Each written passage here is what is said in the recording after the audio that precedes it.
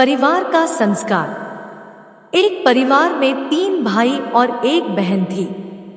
बड़ा और छोटा बेटा पढ़ने में बहुत तेज थे। उनके माँ बाप तो उन चारों से बेहद प्यार करते थे, मगर मझले बेटे से थोड़ा परेशान भी थे। बड़ा बेटा पढ़ लिखकर डॉक्टर बन गया, छोटा भी पढ़ लिखकर इंजीनियर बन गया, मगर मझला बिल्कुल अनपढ़ ही रह गया। सबसे बड़े बेटे और सबसे छोटी बेटे की शादी भी हो गई और बहन ने लव मैरिज कर ली। बहन की शादी भी अच्छे घराने में हुई थी। आखिर उसके 2 भाई डॉक्टर इंजीनियर जो थे, लेकिन मझले को कोई लड़की नहीं मिल रही थी और उम्र भी अधिक होने से माँ बाप भी परेशान रहते थे। बहन जब भी मायके आती सबसे पहले छोटे भाई और बड़े भाई से मिलती, मगर मझले भाई से कम ही मिलती थी, क्योंकि वह न तो उसे कुछ दे सकता था और न ही वह जल्दी घर पे मिलता था, क्योंकि वह दिहाड़ी मजदूरी करता था। पढ़ नहीं सका तो अच्छी नौकरी कौन देता। एक दिन मझले की शादी किए बिना पिताजी गुजर गए।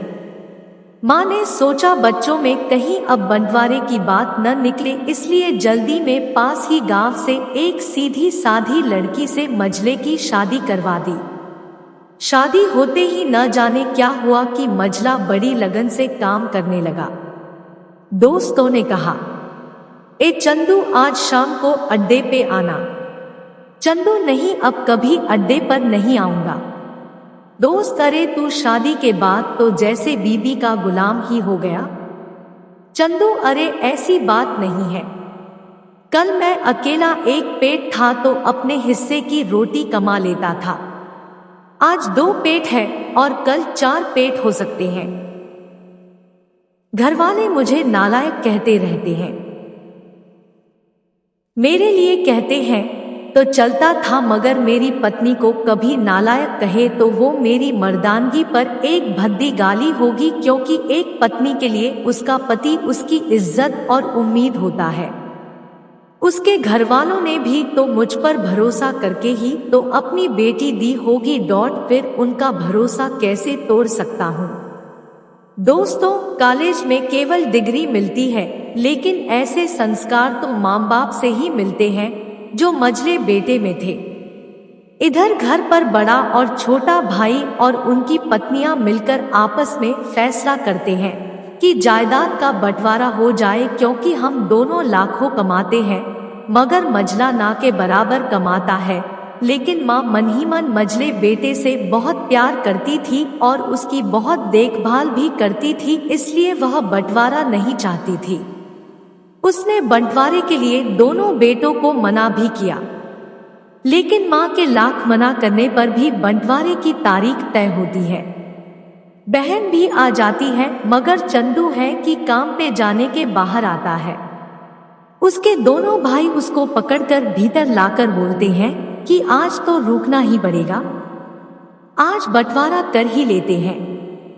और वकील भी कहता है सबको साइन करना पड़ता है।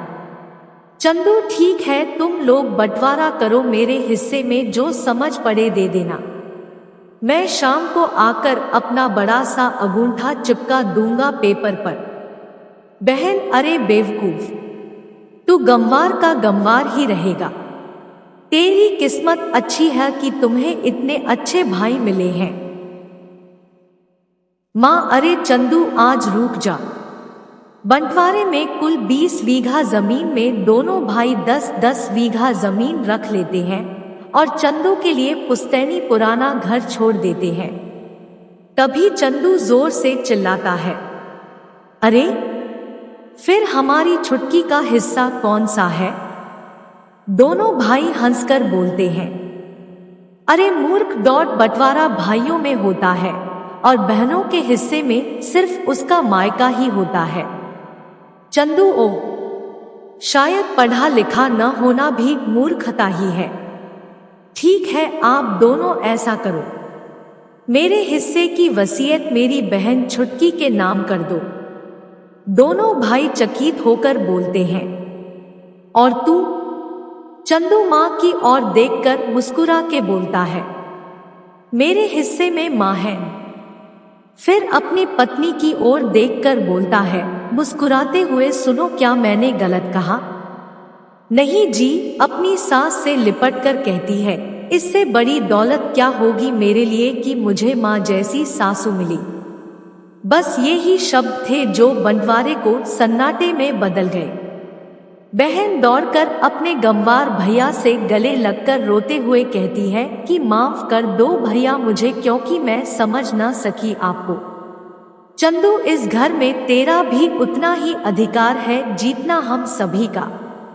मेरे लिए तुम सब बहुत अजीज हो, चाहे पास रहो या दूर। माँ का चुनाव इसलिए किया ताकि तुम सब हमेशा मुझे याद आओ, क्योंकि ये वही कोख है जहाँ हमने वारी वारी 9 से 9 महीने गुजारे।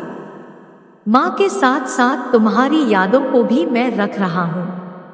दोनों भाई दौड़कर मजले से गले मिलकर रोते रोते कहते हैं, आज तो तू सचमुच का बाबूजी लग रहा है। सबकी आंखों में आंसू बह रहे थे। सबने बंटवारे का फैसला त्याग दिया और सब एक साथ ही रहने लगते हैं। ऐसे ही और वीडियो के लिए हमारे चैनल को सब्सक्राइब करें और वीडियो को लाइक करें। धन्यवाद।